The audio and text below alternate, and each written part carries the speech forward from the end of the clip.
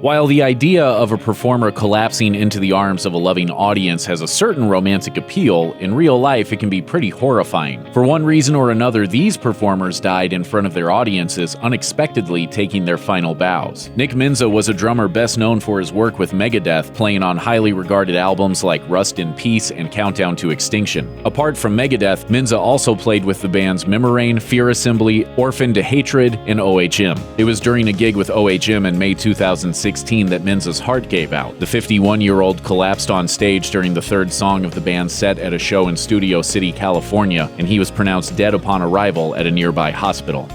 On December 8, 2004, in Columbus, Ohio, Dimebag Darrell Abbott was on stage with the rock band Damageplan, which he'd formed with his brother Vinny after the breakup of their previous band Pantera. Just 90 seconds into their set, a 25-year-old ex-Marine named Nathan Gale made his way onto the stage with a gun, opening fire on Abbott and others. Abbott died as a result of his injuries along with 3 others. Gale, whose mother said he was discharged from the military due to mental health issues, also died that night, being shot and killed by a police officer. Though several theories about Gale's motivations have been floated, none could be conclusively proven, leaving the deaths a senseless tragedy.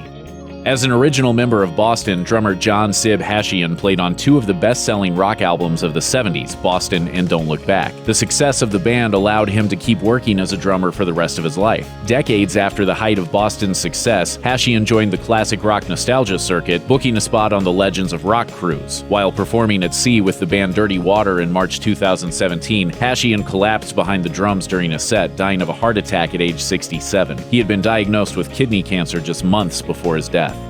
Gustav Berglund, also known as Colonel Bruce Hampton, has been called the grandfather of the jam band scene. A lifelong musician, Hampton played funky guitar music with many avant-garde rock bands, including the Quark Alliance, the Late Bronze Age, and the Hampton Grease Band. In May 2017, many of Hampton's peers descended on Atlanta for a concert in his honor, taking place the day after Hampton turned 70. But the All-Star Jam session unexpectedly turned from a celebration to a send-off when Hampton collapsed during the show. As a teenage guitar wizard named Taz Niederauer showed off some tasty licks, Hampton fell to the ground, resting his arm on a speaker as the performers on stage continued to play for several minutes. As musician Reverend Jeff Mosier later wrote in a Facebook post, the performers thought Hampton had fallen to his knees in a "we're not worthy" gesture toward Niederauer. Hampton died that night in an Atlanta hospital.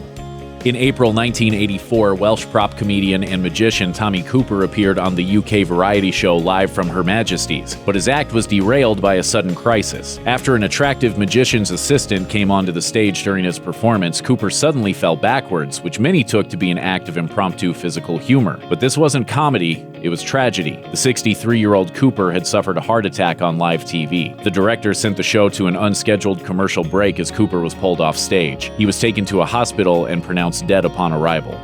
One of the most popular and dynamic wrestlers in the WWE in the 1990s, Owen Hart was part of a wrestling legacy alongside his brother Bret the Hitman Hart. In May 1999, he was set to make an elaborate entrance at the Over the Edge pay-per-view event, being lowered from the rafters into the ring via an elaborate wire system. But when it came time to do the stunt, the rigging tragically malfunctioned, sending the Blue Blazer plunging to the mat. He fell onto the top rope and then into the ring. 16,000 people in Kansas City's Kemper Arena went quiet with horror as announcer Jim Ross told the crowd that Hart's fall was not scripted. Viewers watching the event on TV didn't see the actual fall. Instead, the broadcast was showing highlights of Hart's past matches to build up drama before his big entrance. Hart, who had recently celebrated his 34th birthday, was pronounced dead at a local hospital.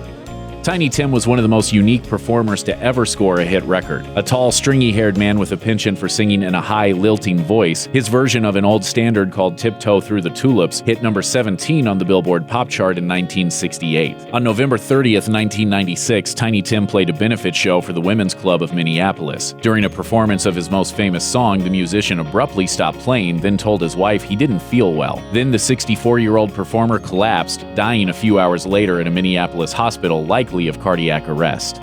Morphine was one of the most unique alternative rock bands of the 90s, playing music that was funky, groovy, and vaguely unsettling. That memorable style was due in large part to singer and bassist Mark Sandman, who pioneered bizarre, extra-low bass tunings that added a spooky element to Morphine's songs. The band was performing at an Italian music festival outside of Rome in 1999 when the 46-year-old suddenly stopped playing and fell to the ground. He was rushed to a hospital but pronounced dead in an ambulance on the way there.